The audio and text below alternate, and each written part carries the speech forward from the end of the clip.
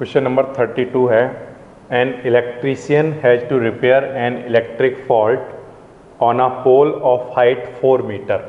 ठीक है, ये एक इलेक्ट्रिक पोल है जिसकी हाइट है हमारे पास 4 मीटर। ठीक है, सबसे पहला काम हमें ये करना है, एक पोल बना लेना है जिसकी हाइट है total 4 metre. He needs to reach a point 1 metre below the top of the pole to undertake the repair work. Top से 1 मीटर नीचे यहाँ पर कोई पॉइंट है, सपोज करो ये पोल है ए बी, और पोल के टॉप से 1 मीटर नीचे यहाँ पर कोई एक पॉइंट है जहाँ पर उसे रिपेयरिंग करनी है। तो उसे कहाँ पर पहुँचना है? सी पॉइंट पर। ठीक है, तो ये बी सी वाला पार्ट कितना रह गया होगा? 3 मीटर। ऊपर से 1 मीटर पर है तो नीचे से कितने मीटर पर होगा? 3 मीटर, क्योंकि टोटल कितना था? 4 मीटर।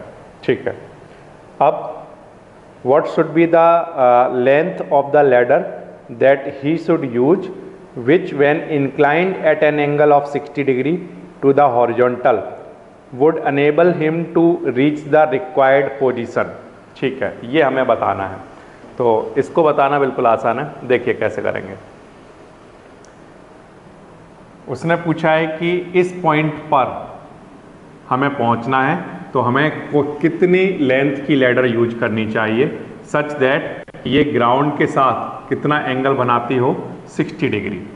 यहाँ पर एंगल कितनी बन रहा हो? 60 डिग्री।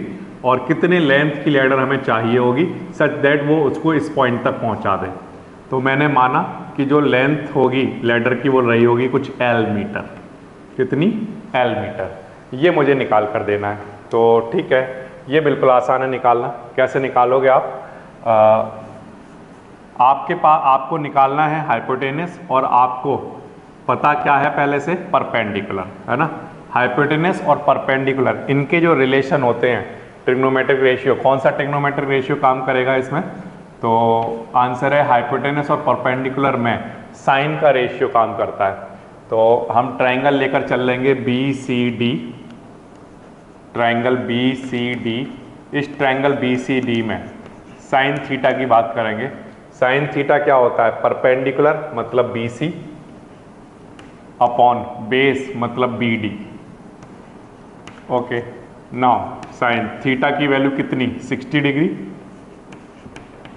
अच्छा, बी सी परपेंडिकुलर कितना है? 3, और बी सी, और यहाँ पर मुझे लिखना चाहिए हाइपोटेनस। हाइपोटेनस क्या है? C D. ठीक है, सी डी क्या? एल। फिर से ये जो ट्राइंगल है, इस ट्राइंगल में हमें एल की वैल्यू निकालनी है। एल की वैल्यू निकालने के लिए, अब क्योंकि एल यहाँ पर हाइपोटेनस पर है और परपेंडिकुलर हमें पता है पहले से, तो परपेंडिकुलर और हाइपोटेनस का रिलेशन कौन सा होता है? Sine theta. तो यहाँ पर लिख लिया परपेंडिकुलर अपॉन हाइपोटेनस। परपेंडिकुलर की वैल्यू है 3 और हाइपोटेनस की वैल्यू क्या है? L। अब साइन 60 की वैल्यू कितनी होती है? √3/2, और इधर क्या चल रहा है? 3/L। L इधर लेकर आ जाओ, है ना, और ये 2 × 3 कितना आ जाएगा? 6, और √3 को नीचे लेकर आ जाओ। ठीक है, यहाँ √3 से ऊपर नीचे मल्टीप्लाई करा दो तो कितना आ जाएगा? ये 6√3, और नीचे √3 × √3 3, और 3 से इसको कैंसिल कर दो 2 टाइम। तो हमारी जो लेंथ आ जाएगी लैडर की वो कितनी आ जाएगी? 2√3 मीटर। अब √3 की वैल्यू क्वेश्चन में गिवन है कितनी? 1.73। ये लेकर चलनी है 1.73।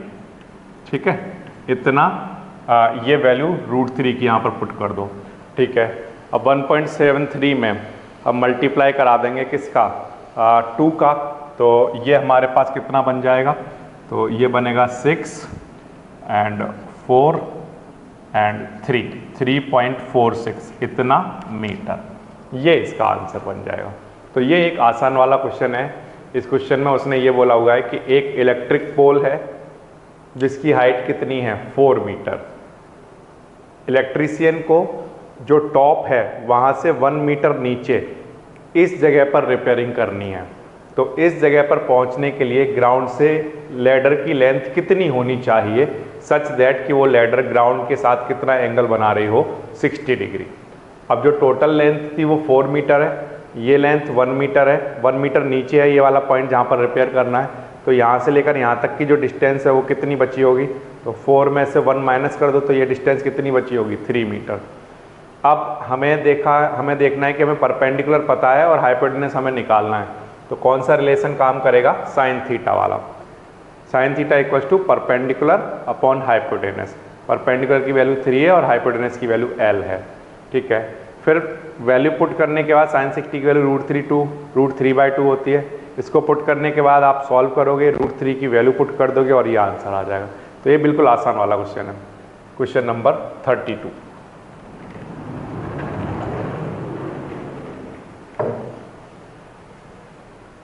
इसके बाद नेक्स्ट पढ़ रहा हूं question number 33।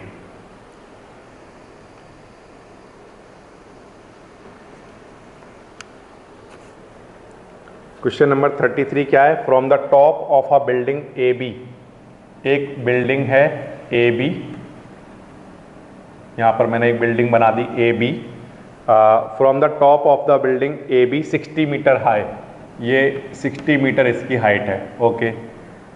The angle of depression of the top and bottom of a vertical lamp post CD, एक लैम्प पोस्ट है CD, ठीक है, और उसके वर्टिकल लैम्प पोस्ट के टॉप और बॉटम का एंगल ऑफ डिप्रेशन हमें गिवन है। Angle of depression of the top and bottom of vertical lamp post are observe to be 30 degree and 60 degree. तो जो टॉप का एंगल ऑफ डिप्रेशन है, यहाँ से जब हम देखते हैं इसको, इसके टॉप को, इस लैम्प पोस्ट के टॉप को जब हम देखते हैं तो एंगल ऑफ डिप्रेशन 30 डिग्री होता है, ओके।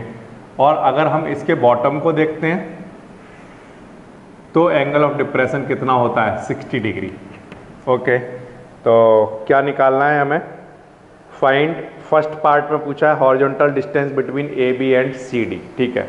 कुछ क्वेश्चंस इसमें 2-3 और दिए हुए हैं, उनको भी हम देख लेंगे। पहले हम ये सॉल्व कर लेते हैं। देखो फिर से, ये क्या है, एक बिल्डिंग, इस बिल्डिंग से एक लैम्प पोस्ट को हम देख रहे हैं। इस बिल्डिंग के टॉप से जब इस लैम्प पोस्ट के टॉप को देखा जाता है तो एंगल ऑफ डिप्रेशन 30 डिग्री है। जब इस बिल्डिंग के टॉप से इस लैम्प पोस्ट के बॉटम को देखा जाता है तो एंगल ऑफ डिप्रेशन 60 डिग्री है। तो हमें बताना है कि AB से CD के बीच की डिस्टेंस कितनी रही होगी, ठीक है। ये बताना बिल्कुल आसान है।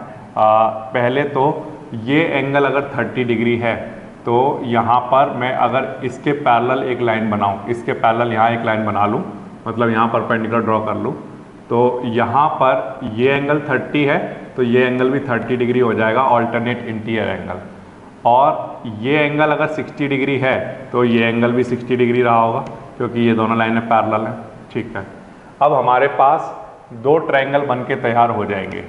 एक ट्रायंगल है हमारे पास ABD, ये वाला ट्रायंगल। पहले हम इस ट्रायंगल को लेकर चलेंगे और ये इन दोनों बिल्डिंग और लैम्प पोस्ट के बीच की जो डिस्टेंस है वो निकाल लेंगे, ठीक है। तो ट्रायंगल का नाम है ABD और इसमें हम लगा रहे हैं tan थीटा, क्योंकि परपेंडिकुलर हमें पता है इसका और बेस हमें निकालना है। तो tan theta equals to perpendicular और अपॉन में बेस। tan थीटा की वैल्यू कितनी, तो ये जो बड़ा वाला ट्रायंगल है, इस बड़े वाले ट्रायंगल में थीटा कितना है, 60 डिग्री, ठीक है। AB हमारे पास कितना है, 60, ओके, अपॉन DB ये हमें निकालना है, ठीक है। नाउ tan 60 की वैल्यू कितनी, √3 इक्वल्स टू 60 और अपॉन में क्या, DB, ऐसे आ जाएगा। अच्छा, अब DB इधर लेकर आ जाइए और 60 अपॉन में क्या, √3 नीचे आ जाएगा। √3 से ऊपर नीचे मल्टीप्लाई करा दो इसको, तो 60 √3 अपॉन √3 इंटू √3, 3 से इसको कैंसिल करा दो, तो ये हमारे पास आंसर आ जाएगा 20 √3। इतना मीटर डिस्टेंस रही होगी बिल्डिंग और इस लैम्प पोस्ट के बीच की, ठीक है। यहाँ पर जो हमें √3 की वैल्यू यूज करनी है, √3 की वैल्यू क्वेश्चन में गिवन नहीं है, लेकिन आप अपने एंड से पुट कर सकते हो, कितना, 1.732। तो 1.732 यहाँ पर पुट कर देता हूँ, 20 इंटू 1.732, ठीक है। इस तरह से इनका क्या कर दो, मल्टीप्लाई करा दो। तो मल्टीप्लाई कराने पर जो हमारा आंसर बनेगा वो बन जाएगा 34.64, ठीक है ना। कितना बन जाएगा, 34.64 इस तरह से। और 8 आ रहा होगा वो, ठीक है, इतना ही रहने दो, 34.64 इतना मीटर, ये इसका आंसर बन जाएगा। ओके, अब इसके बाद नाउ ये तो हो गया एक काम, हमारा बिल्डिंग और लैंप पोस्ट के बीच की डिस्टेंस निकल कर आ गई। अब सेकंड वाले पार्ट में उसने क्या पूछा है, the height of the lamp post. इस लैंप पोस्ट की हाइट भी हम जानना चाहते हैं कितनी रही होगी, ठीक है। तो ये हम निकालेंगे इस तरह से, माना कि ये जो CD वाली जो हाइट है, लैंप पोस्ट की हाइट है, वो h रही होगी। ओके, अगर ये हाइट h है तो ये हाइट भी h रही होगी। ओके, अगर ये टोटल 60 है और ये यहाँ से यहाँ तक h है तो ये हाइट कितनी रही होगी, 60 माइनस h, है ना। टोटल हाइट कितनी है 60 और ये हाइट कितनी है h, तो ये वाली कितनी रही होगी, 60 में से h माइनस कर दो, 60 माइनस h। ओके, नाउ अब ये वाला जो ट्रायंगल है हमारे पास ACE, इस ट्रायंगल को आप लेकर चल लो, ट्रायंगल ACE। अब इस ट्रायंगल ACE में हम tan थीटा लगाएंगे। tan थीटा क्यों लगा रहे हैं, क्योंकि परपेंडिकुलर और बेस के रिलेशन चाहिए। परपेंडिकुलर क्या है AE और बेस क्या है CE। अच्छा, एंगल कितना काम करेगा, 30 डिग्री। ओके, AE की वैल्यू कितनी, 60 माइनस h अपॉन CE, ये जो CE है ये DB के इक्वल होगा। तो हमारा ये जो आंसर आया है DB, वही आंसर हमारा किसका रहा होगा, CE का भी रहा होगा। तो ये आप यहाँ पर कहीं लिख लेना पहले ही कि जो CE है वो DB के इक्वल रहा होगा, और जो DB था हमारा वो किसके इक्वल था, 20√3 के, ठीक है ना। DB का जो हमारा आंसर आया था वो कितना आया था, 20√3। ओके, तो CE की वैल्यू, अगर DB की वैल्यू 20√3 आई थी तो CE की वैल्यू भी कितनी रही होगी, 20√3, ठीक है। तो यहाँ पर CE लिख देता हूँ मैं 20√3। नाउ tan 30 की वैल्यू कितनी, 1/√3, तो यहाँ पर लिख लो 1/√3 इक्वल्स टू 60 माइनस h और साथ में क्या, 20√3, ऐसा आ जाएगा, ठीक है। अब इस √3 से इस √3 को कैंसिल कर दो, ये 20 इधर लेकर आ जाओ और इधर 60 माइनस h इधर लेकर आ जाओ और 20 उधर माइनस में लेकर चले जाओ, तो h इक्वल्स टू कितना, 40, इतना मीटर। तो यानी कि जो लैंप पोस्ट है उसकी हाइट कितनी रही होगी, 40 मीटर, ठीक है। ये लैंप पोस्ट की हाइट निकल कर आ गई। और क्या पूछा हुआ है हमसे, the difference between the height of building and lamp post, ठीक है। डिफरेंस बिटवीन बिल्डिंग की हाइट और लैंप पोस्ट की जो हाइट है उन दोनों के बीच का डिफरेंस। तो जो थर्ड पार्ट है वो मैं यहाँ लिख देता हूँ, difference between height of building and lamp post.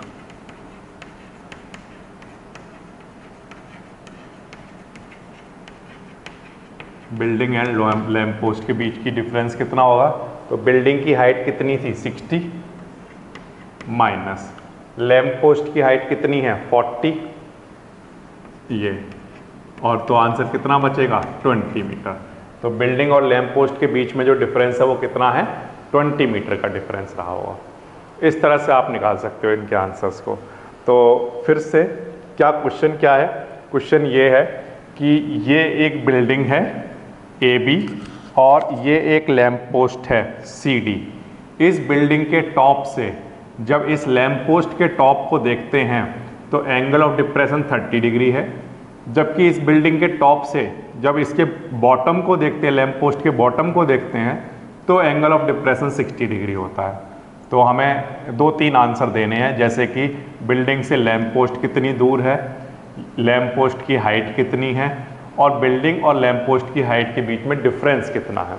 तो अगर आपको दोनों के बीच की डिस्टेंस निकालनी है, बिल्डिंग और लैंप पोस्ट के बीच की डिस्टेंस, तो फिर आप ये वाला ट्रायंगल लेकर चल लो। इस ट्रायंगल को जब आप लेकर चलोगे तो आपके पास dv की वैल्यू निकल कर आ जाएगी कितनी, 20√3। √3 की वैल्यू पुट करके फिर वहाँ अपना आंसर भी दे सकते हो आप डेसिमल्स में। ये हमारे पास दोनों के बीच की डिस्टेंस का आंसर आ गया फर्स्ट पार्ट, ठीक है। ये आपका हो जाएगा आपका फर्स्ट पार्ट। फिर सेकेंड पार्ट में उसने क्या पूछा है, height of lamp post. Height of lamp post निकालने के लिए हमने क्या किया कि अगर इसकी हाइट यहाँ से यहाँ तक h है तो यहाँ से यहाँ तक ये h रहा होगा, टोटल ये 60 है तो इतना पार्ट 60 माइनस h रहा होगा। तो ये जो 60 माइनस h है ये इतने ट्रायंगल में आ रहा है, इस राइट एंगल ट्रायंगल में। अब इस ट्रायंगल को लेकर चल लो और फिर जब इसको सॉल्व करोगे तो लैंप पोस्ट की हाइट यानी h की वैल्यू निकल कर आ जाएगी आपके पास कितनी, 40 मीटर, ठीक है। लैंप पोस्ट की हाइट पता चल गई। अब थर्ड पार्ट में आपसे पूछा है कि इस बिल्डिंग हाइट और इस लैंप पोस्ट की हाइट के बीच में कितना डिफरेंस है। तो ये यहाँ से लेकर यहाँ तक 60 है, यहाँ से यहाँ तक ये 40 है, तो ऊपर कितना बच गया होगा, 20, है ना।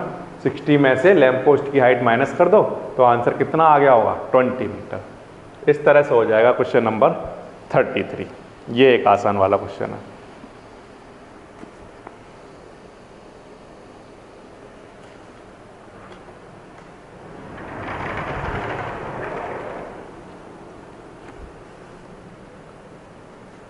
इसके बाद next question number 34। A man observe a car from the top of a tower. ठीक है, सबसे पहले तो मैं एक टावर बना लेता हूं और टावर का नाम भी पहले मैंने रख दिया AB। अब इस टावर के टॉप से a man observe a car which is moving towards the tower with uniform speed. यहाँ से मैन एक कार को ऑब्जर्व कर रहा है जो कि किस साइड मूव कर रही है, टावर की तरफ, टावर के बॉटम की तरफ मूव कर रही है, ठीक है। अच्छा, इतनी बात तो समझ आ गई। अब आगे, if the angle of depression of the car change from 30 degree to 45 degree in 12 minute. अब वो क्वेश्चन में आगे कह रहा है कि पहले जब उसने कार को देखा तो पहले उसका जो एंगल ऑफ डिप्रेशन था वो 30 डिग्री था। फिर कार क्योंकि वो मूव कर रही थी तो मूव करने के बाद 12 मिनट के बाद वो किसी दूसरी पोजीशन पर आ गई और अब उसने उसको देखा तो उसका एंगल ऑफ डिप्रेशन चेंज हो चुका था और अब वो हो चुका था कितना, 45 डिग्री, ठीक है। तो 12 मिनट में वो यहाँ से यहाँ तक गई। Find the time taken by the car now reach to the tower. यहाँ से लेकर टावर तक जाने में अब कार को कितना टाइम लगेगा अगर वो एक यूनिफॉर्म स्पीड से चल रही है तो, ठीक है। ये देखो बच्चों आसान है, इसको कैसे करेंगे। सबसे पहली चीज, फिर से ये क्या है, एक टावर, ओके। इस टावर के टॉप से एक कार को ऑब्जर्व किया जा रहा है, यह कार यहाँ पर है अभी, तब इसका एंगल ऑफ डिप्रेशन कितना है, 30 डिग्री, ठीक है। ये 12 मिनट में C से D पॉइंट तक आ जाती है, अब उसका एंगल ऑफ डिप्रेशन कितना हो जाता है, 45 डिग्री, ठीक है।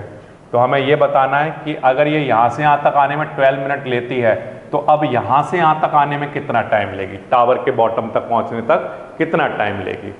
जबकि हमें ये पता है कि जो उसकी स्पीड है वो यूनिफॉर्म है, तो मैं मान लेता हूँ let the uniform speed of car be कितनी, x मीटर पर सेकंड मान लेता हूं मैं। अपना आंसर मैं किस में लेकर चल रहा हूं, मीटर पर सेकंड में लेकर चल रहा हूं, ठीक है ना। अच्छा, यहां पर जो टावर की जो हाइट है इसको मैं h मान लेता हूं। ये 30 डिग्री है तो आप जानते हो कि ये एंगल 30 डिग्री होगा, ये 45 है तो अल्टरनेट इंटीरियर एंगल से ये भी 45 डिग्री रहा होगा, ओके। नाउ C से लेकर D तक की पहले हमें डिस्टेंस पता करनी पड़ेगी। हमें टाइम तो पता है C से लेकर D तक कितना टाइम लगा था, 12 मिनट, और कितनी स्पीड से जा रही थी, x मीटर पर सेकंड। कितने मिनट लगे थे, 12 मिनट लगे थे क्वेश्चन नंबर 34 में, ठीक है, मिनट लगे थे। तो मैं ऐसा करता हूँ, यहाँ पर इतना मीटर पर मिनट ले लेता हूँ, इस स्पीड को क्या ले लेता हूँ, x मीटर पर मिनट, जिससे बाद में कुछ चेंजिंग ना करनी पड़े। हमारा आंसर अगर हम सेकंड में लेकर चलेंगे तो सेकंड में आएगा, फिर हमें कन्वर्ट करना पड़ेगा। मैं स्टार्टिंग में ही मिनट में लेकर चल लेता हूँ, x मीटर पर मिनट चल रही होगी ये, ठीक है। अब इसकी कैलकुलेशन करिए, किसकी कैलकुलेशन करें, डिस्टेंस की। पहले डिस्टेंस कहाँ से कहाँ तक, from C to D, C से लेकर D तक डिस्टेंस कितनी चली होगी। तो हम जानते हैं कि जो डिस्टेंस होती है वो इक्वल होती है किसके, स्पीड इनटू में क्या, टाइम के, स्पीड इनटू टाइम के इक्वल होती है डिस्टेंस। अब C से D तक वो किस स्पीड से जा रही है, तो आंसर है uniform speed x into time कितना लग रहा है C से D तक जाने में, 12 मिनट। तो जो डिस्टेंस कवर कर ली वो कितनी हो गई, 12x। डिस्टेंस कितनी हो गई, 12x, ठीक है। ये मैंने यहाँ लिख लिया 12x, ओके। नाउ अब D से लेकर B तक जाने में कितनी डिस्टेंस कवर करेगा, तो उसके लिए मुझे स्पीड तो पता है, वो तो यूनिफॉर्म ही रहेगी, थ्रू आउट x रहने वाली है। मैंने ये माना कि यहाँ से लेकर यहाँ तक जाने में इसकी जो इसको जो टाइम लगा होगा वो n सेकंड लगे होंगे। कितने सेकंड लगे होंगे, n second. Let the time taken by car from D to B, B कितना सेकंड मान लिया मैंने, n सेकंड नहीं बल्कि मुझे मिनट कहना चाहिए, n मिनट मान लेता हूँ, है ना, क्योंकि हम पहले मिनट में ही लेकर चल रहे हैं सब कुछ। तो मैंने माना D से लेकर B तक जाने में कितने मिनट लग रहे होंगे, n मिनट लग रहे होंगे, ठीक है। अब अगर यहाँ से यहाँ तक जाने में n मिनट लग रहे हैं और स्पीड x है, तो बताइए D से B तक डिस्टेंस कितनी, तो distance from D to B, D से B तक जाने में कितनी डिस्टेंस चलेगा, तो आंसर है कि हम जानते हैं कि डिस्टेंस इक्वल्स टू होता है क्या, स्पीड इनटू टाइम। क्या होता है, स्पीड इनटू टाइम। और स्पीड की अगर हम बात करें तो वो तो यूनिफॉर्म स्पीड है, थ्रू आउट कितनी रहेगी, x इनटू टाइम की अगर हम बात करें तो D से B तक जाने में हमने माना कितने मिनट लगे होंगे, n मिनट। तो ये डिस्टेंस कितनी हो जाएगी, nx। यहाँ से यहाँ तक डिस्टेंस D से B तक कितनी हो गई, nx, ठीक है। अब हमने दोनों डिस्टेंस कैलकुलेट कर ली। यहाँ से लेकर यहाँ तक की डिस्टेंस है 12x और यहाँ से यहाँ तक की डिस्टेंस है कितनी, nx। कैसे आया, हम जानते हैं distance equal to speed into time रहता है। तो C से D या D से B तक जाने में स्पीड तो x रहेगी, टाइम कितना यहाँ से यहाँ तक लग रहा था, 12 मिनट C से D तक। तो स्पीड इनटू टाइम, ये स्पीड है ये टाइम है ना, तो कितना हो गया डिस्टेंस, 12x। अच्छा, यहाँ से यहाँ तक जाने में टाइम हमने माना n मिनट लग रहे होंगे, तो ये स्पीड है into time, speed into time हमें क्या निकाल कर दे देता है, डिस्टेंस। तो ये nx आ गया। अब अगर हमें ज़रूरत पड़ेगी टोटल की, यानी कि अगर हम बड़ा वाला ट्राइंगल लेंगे तो उसमें बेस को हम क्या लिख पाएंगे, 12x प्लस nx, ये लिख रहे होंगे उस केस में हम। अब ये तो फिगर बन के तैयार हो गया हमारा, ठीक है। अब इस फिगर में सबसे पहले मैं ले लेता हूँ ये छोटा वाला ट्राइंगल। इस ट्राइंगल का नाम है ADB, ट्राइंगल ADB। इस ट्राइंगल ADB में मैं यहाँ पर लगा रहा हूँ tan थीटा। tan थीटा क्यों लगा रहा हूँ, क्योंकि मुझे परपेंडिकुलर और बेस के रिलेशन चाहिए। तो परपेंडिकुलर क्या है, AB, और बेस क्या है, DB, ठीक है। tan थीटा की वैल्यू कितनी, 45 डिग्री, तो यहाँ पर लिख लो 45 डिग्री। अच्छा, AB कितना, h अपॉन DB कितना, nx, ठीक है।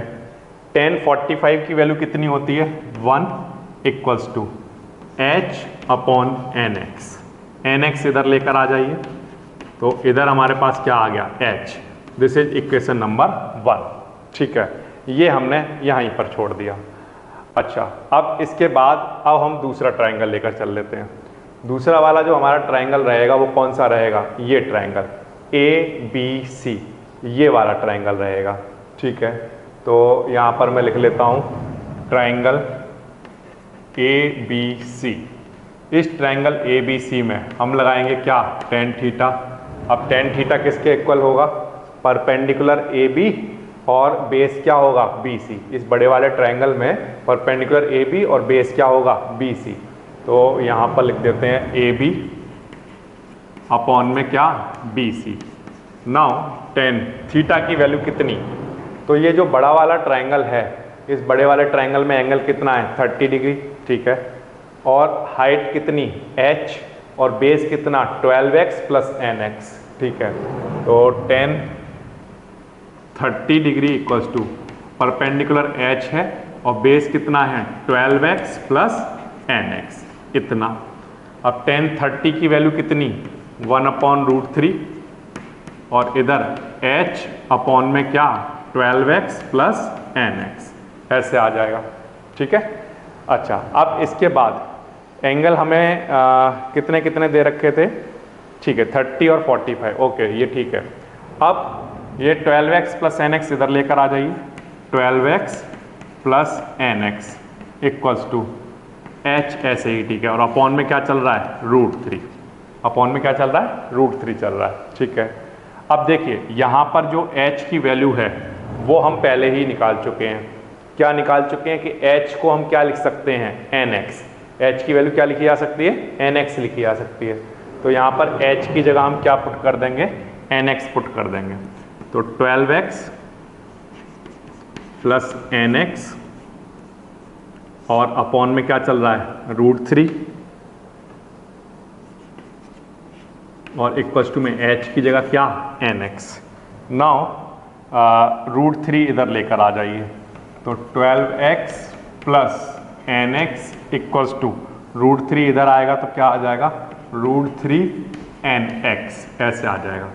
अच्छा, अब इन दोनों में से x कॉमन ले लो तो क्या बचेगा 12 प्लस n और इधर √3 nx, x से x कैंसिल हो जाएगा, ठीक है। तो यहाँ पर क्या बचा 12 प्लस n और इधर क्या बचा √3 n, ओके, n उधर ले जाकर माइनस करा दीजिए, तो √3 n minus n, okay, n इसमें से कॉमन ले लीजिए। तो या फिर एक काम कर सकते हैं आप, यहाँ पर √3 की वैल्यू पुट कर दो या n चाहो कॉमन ले लो, तो n कॉमन लेने पर ऐसे बन जाएगा, ओके, और इधर क्या चल रहा होगा 12 n, ऐसे ही, ठीक है। √3 की वैल्यू क्या लेकर चलनी है क्वेश्चन में हमें,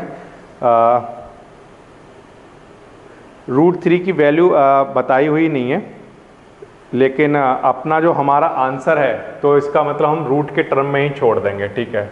तो हम एक काम करते हैं, फिर हम अपना आंसर अगर रूट के टर्म में छोड़ना है तो 12, ये √3 - 1 नीचे लेकर आ जाइए ऐसे, और इधर क्या चल रहा है n।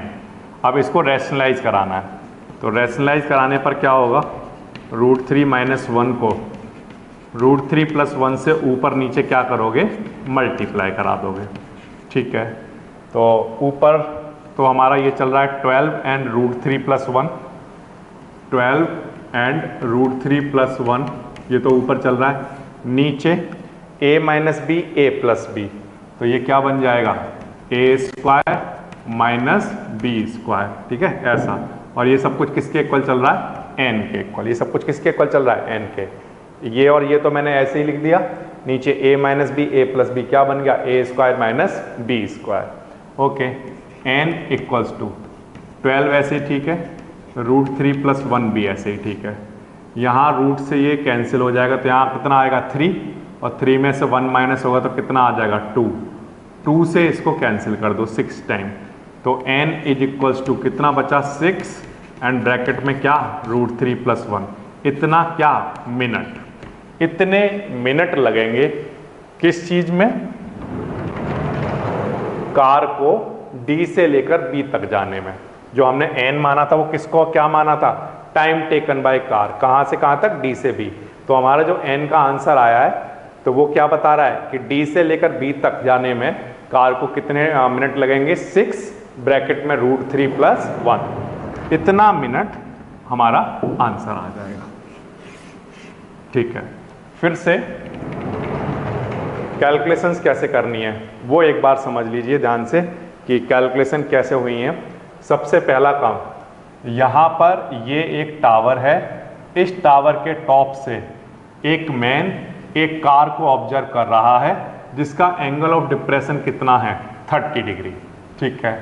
ये कार यूनिफॉर्म स्पीड से इस टावर की तरफ मूव कर रही है सच दैट कि वो 12 मिनट में C से D पॉइंट पर आ जाती है और अब उसका एंगल ऑफ डिप्रेशन कितना हो जाता है इस टावर के टॉप से 45 डिग्री।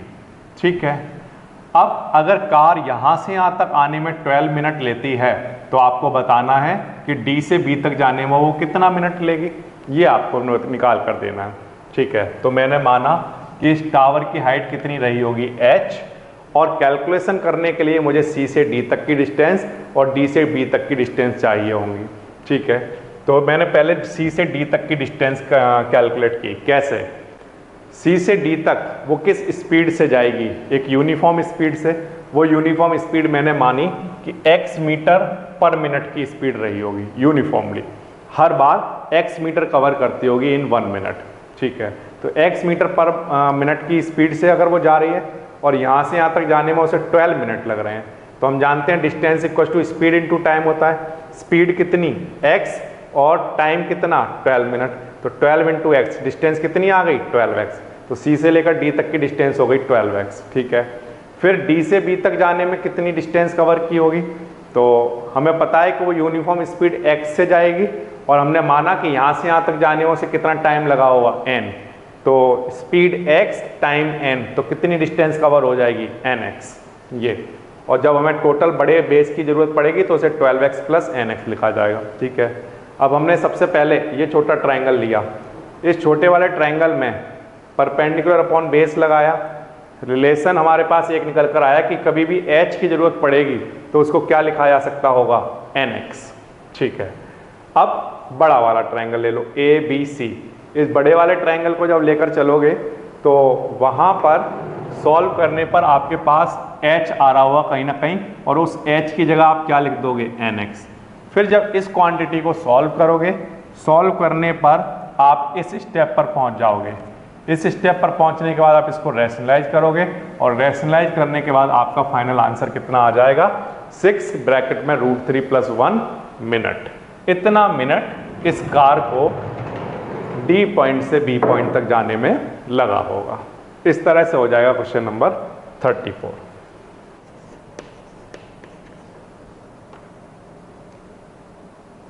क्वेश्चन नंबर 35 पढ़ रहा हूँ। An aeroplane is flying at a height of 300 metre above the ground. ठीक है, यहाँ पर एक एरोप्लेन बना रहा हूँ जो कि 300 मीटर ऊपर, ग्राउंड से 300 मीटर ऊपर उड़ रहा है कहीं। ठीक है, आगे flying at this height the angle of depression from the aeroplane of 2 points on both bank of the river in opposite direction are 45 degree and 60 degree. Find the width of the river. ठीक है, इस तरह के question हमने पहले भी देखे हैं। ये एक आसान वाला क्वेश्चन है।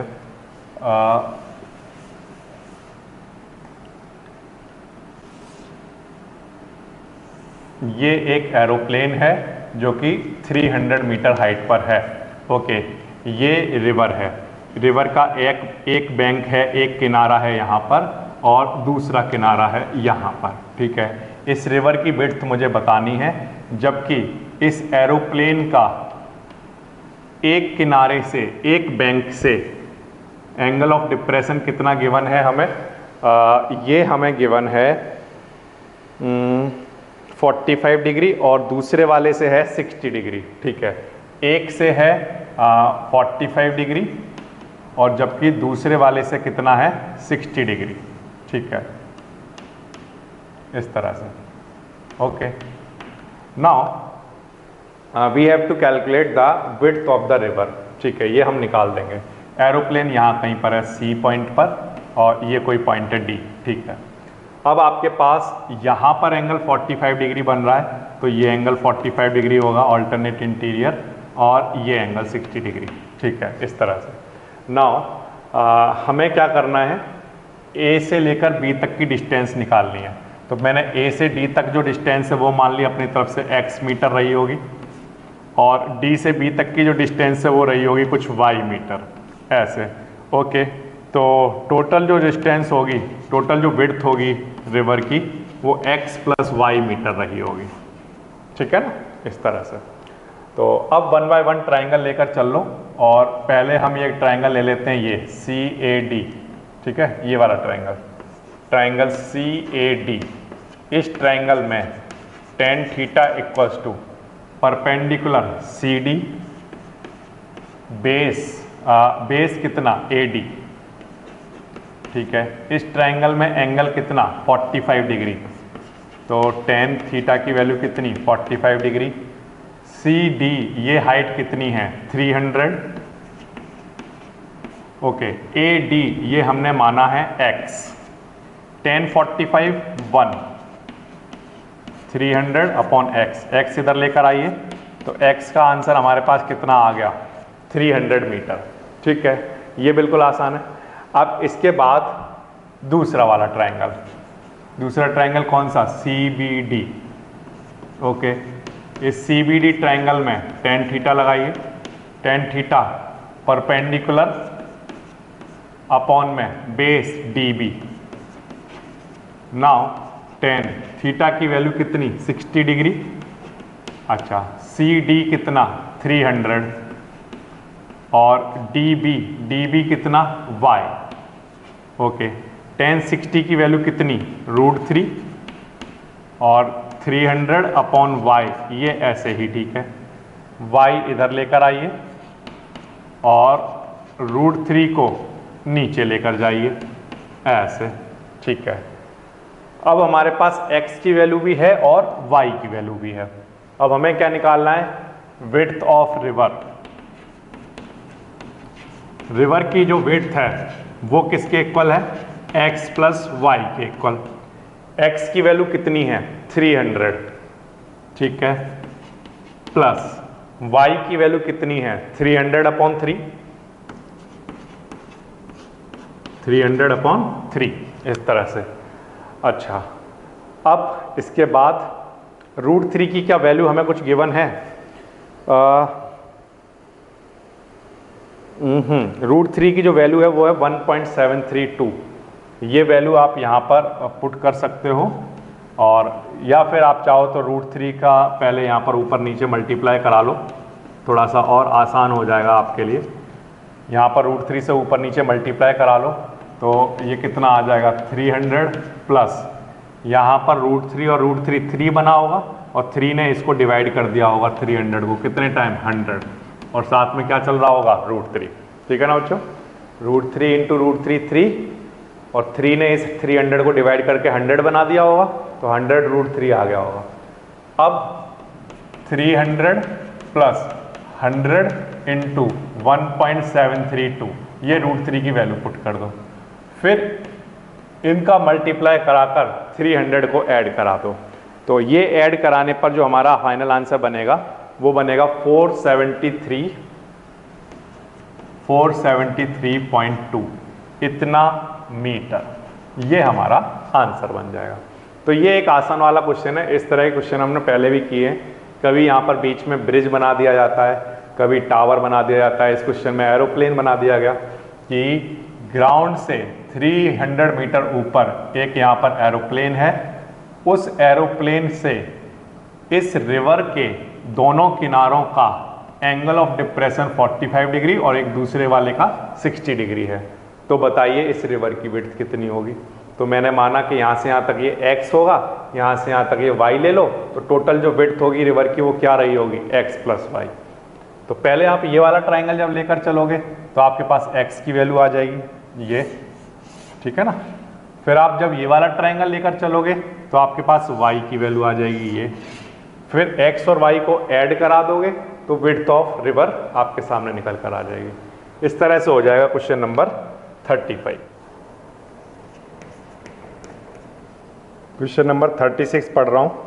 From the point on the ground the angle of elevation of the bottom and top of a communication tower fixed on the top of 20 metre high building is are 45 degree and 60 degree respectively, find the height of tower. इस तरह के बहुत सारे question आपने किए हैं।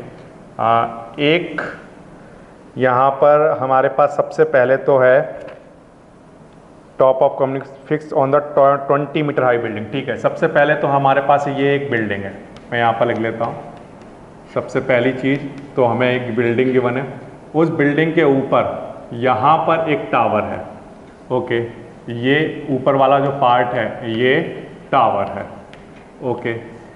अब question में क्या बोला है कि ग्राउंड पर किसी पॉइंट से, ग्राउंड पर, ये हमारा ग्राउंड होगा, ठीक है, ग्राउंड पर किसी पॉइंट से क्या बताया हुआ है, the angle of elevation of the bottom and top of communication tower, इस टावर के टॉप का और इस टावर के बॉटम का, दोनों का हमें क्या गिवन है, एंगल ऑफ एलिवेशन।